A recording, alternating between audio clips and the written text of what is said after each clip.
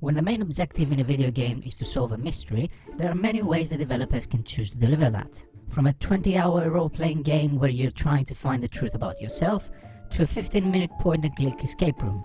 Solving a mystery can be as complex or as simple as the creator wants. And if there's anything we've learned from the entertainment industry, it is that simplicity always builds up tents, with all the rest just being distractions. Immortality is following this rule to the maximum, as the only thing you're doing in the whole game is to click and observe. For those that don't know much about this game, Speed date.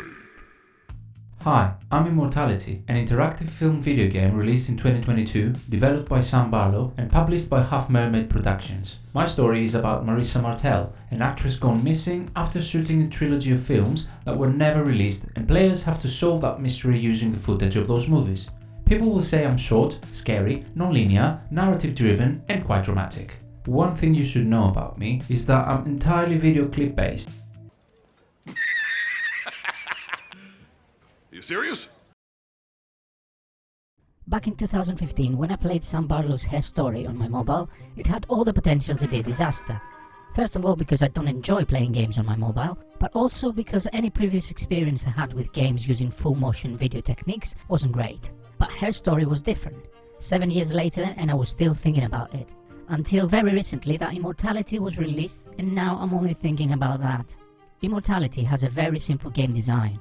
You gain access to short footage clips of the 3 films the main protagonist was starring in, and while watching those clips you can click on objects or characters appearing on the set, which will then transfer you to other relevant clips, and that's how you progress. By clicking on objects and watching new clips until you discover all footage from the 3 films, bring all the pieces together and understand what really happened with those movies and the actress. Now this in theory could be a very boring and repetitive process, plus watching and clicking doesn't sound particularly fun. But it is so well written, directed and acted that it is captivating. It's a triumph of an interactive film game that in 6 hours says a lot more than other longer games manage to say, and all that without any complicated mechanics. How many was it? 10,000? I think it was over 20,000. 20,000. He saw 20,000 girls, and long story short, he picked you. Yes. And you'd never acted before. Not on the screen. I had done modeling and I liked the theater. Yeah. That is amazing. Games like LA Noire have tried to close the gap between video games and real-life investigation series by making the graphics look very realistic and using interrogation mechanics that work well on a fictional world while giving an active role to the player. Mrs. Reynoldsson, it seems like there's something you want to tell me.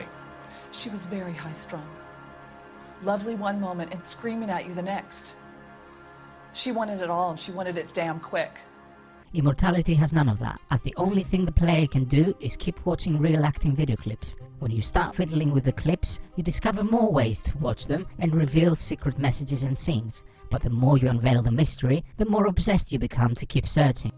A few years earlier, I played 2 of the Tex Murphy's series games, which were great to watch and fun to play, but the exploration element, while the main story was still based on clips, made the overall experience feel disjointed. The Sherlock Holmes series games, on the other hand, have some very challenging cases, great mechanics, and stunning deduction process visualizations. And although they make you think like a real detective, you're often distracted by either non-important side characters, the complicated menus to access your logs, or by the never-ending traveling between locations. Immortality stays on the rails of simplicity without taking all the modern games rules, and that's why it is perfect. Its logic is similar to the Five Nights at Freddy's games. Minimum screens, few cameras, a few buttons to press, and that's it. So nerve-wracking and tense, but simple enough for anyone to play. Even those that don't like video games. Yes, we know you exist, weirdos. Her Story was identical, but instead of films footage, you were watching police investigation recordings, and you didn't have the option to click on anything.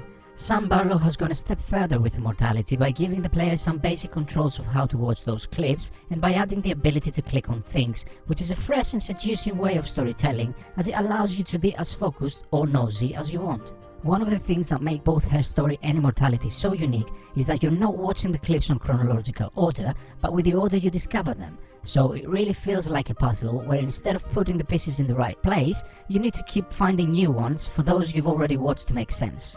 I can't give away more information about Immortality without spoiling it, but I will say this. The end product the players see might feel very simple at first sight, but so perfect at the same time, without any complicated mechanics, graphics, options, buttons, and all the rest a game designer would be tempted to add.